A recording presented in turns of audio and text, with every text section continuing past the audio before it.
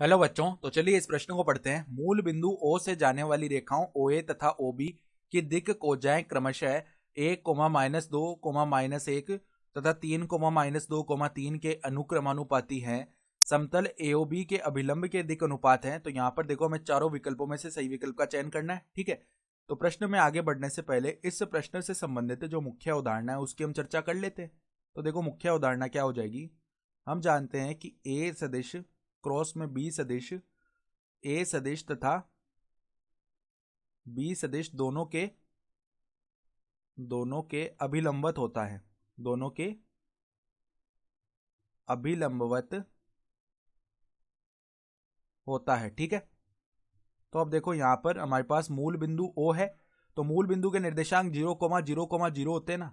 तो मान लो ये रहा हमारा मूल बिंदु, इसके निर्देशांक 0,0,0 है। अब यहां से देखो, दो रेखाएं हैं OA और OB हैं। ठीक है, तो OA तो मान लो ये आ गई रेखा और OB ये आ गई। सही है, तो A के निर्देशांक कितने हैं? 1, -2, -1। देखो, ये नहीं होंगे, हमें तो दिक् कोजाएं बताइए ना। तो मतलब निर्देशांक यही आएंगे, क्योंकि जब भी देखो दिक् कोजाएं इनके समानुपाती है। इसका मतलब क्या है कि ये दिक् अनुपात हो गए एक तरीके से, क्योंकि दिक् कोजाएं दिक् अनुपातों की समानुपाती होती है। ठीक है, तो यहां से देखो, अब B के निर्देशांक क्या लिख सकते हैं? 3, -2, 3। तो किसी भी रेखा पर अगर दो बिंदु दिए हुए होते हैं तो हम दिक् अनुपात कैसे लिखते हैं? x2 - x1, y2 - y1 और z2 - z1 से। तो वहां से देखो, जैसे मूल बिंदु O है ना, तो यहां से हम OA OB के दिक् अनुपात लिखेंगे तो यही आएंगे हमारे पास 1, -2, -1। ये तो OA के दिक् अनुपात आ जाएंगे और OB के दिक् अनुपात 3, -2, 3 आ जाएंगे। ठीक है, तो हमें क्या करना है? ये जो समतल आएगा ना, कौन सा समतल? AOB, इसके अभिलंब के दिक् अनुपात लिखने। ठीक है, तो इसका अभिलंब जो आएगा ना, वो इस समतल के ऐसे अभिलंबवत जाता हुआ होगा। ठीक है, तो इसके दिक् अनुपात हम कैसे लिख सकते हैं? देखो, पहले हम क्या करते हैं? OA सदिश निकालते हैं, फिर OB सदिश निकालते हैं, उनका सदिश गुणन कर देते हैं। ठीक है, तो उस सदिश गुणन से हमें जो सदिश प्राप्त होगा ना, उसमें I कैप, J कैप और K कैप के जो गुणांक आएंगे वो इस अभिलंब के दिक् अनुपात हो जाएंगे। ठीक है, तो पहले तो देखो हम क्या करते हैं, यहाँ से OA सदिश लिख लेते हैं। OA सदिश देखो क्या आएगा। OA सदिश का मतलब क्या हो गया? देखो, I कैप -2 J कैप, और यहां पर देखो क्या आ जाएगा? माइनस का K कैप। सही है, फिर देखो OB सदिश लिख लेते हैं। ये देखो हमारे पास क्या आएगा? 3I cap -2 J cap plus में 3 K कैप, तो 3I cap -2 J cap plus में 3 K कैप। ठीक है, तो अब देखो इनका सदिश गुणन करते हैं। OA सदिश क्रॉस में OB सदिश, ये निकालते हैं। तो यहाँ पर देखो, पहले सारणिक आएगा, सारणिक में I cap, J cap, K cap आ जाएगा।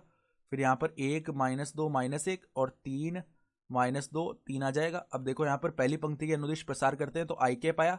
इसके गुणा में देखो 3 गुणा -2 -6, और यहाँ पे माइनस का क्या आ जाएगा? 2। फिर देखो माइनस का J कैप। अब देखो यहाँ पर क्या बनेगा? 3 एकम 3 और प्लस का क्या हो गया? 3 हो गया। ठीक है, फिर प्लस में K कैप लिखा जाएगा, और यहाँ पर देखो अब क्या आएगा? -2 प्लस में आ जाएगा 6। ठीक है, तो ये क्या बन गया? देखो, माइनस का 8 I कैप और यहाँ पर माइनस का 6 J कैप। सही है, और यहाँ पर क्या आ जाएगा? प्लस का 4 K कैप। तो अगर हम अभिलंब के दिक् अनुपात लिखेंगे तो वो क्या आएंगे? -8, -6, 4।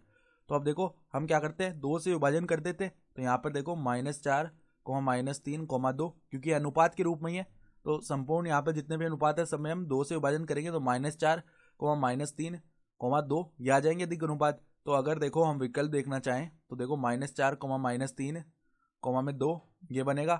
तो यहाँ से देखो हमारे पास विकल्प देखना चाहें तो कौन सा विकल्प आ रहा होगा, ध्यान से देखना। अगर हम विकल्प देखना चाहें तो यहाँ से हम देख पा रहे हैं कि देखो किस प्रकार का विकल्प आएगा।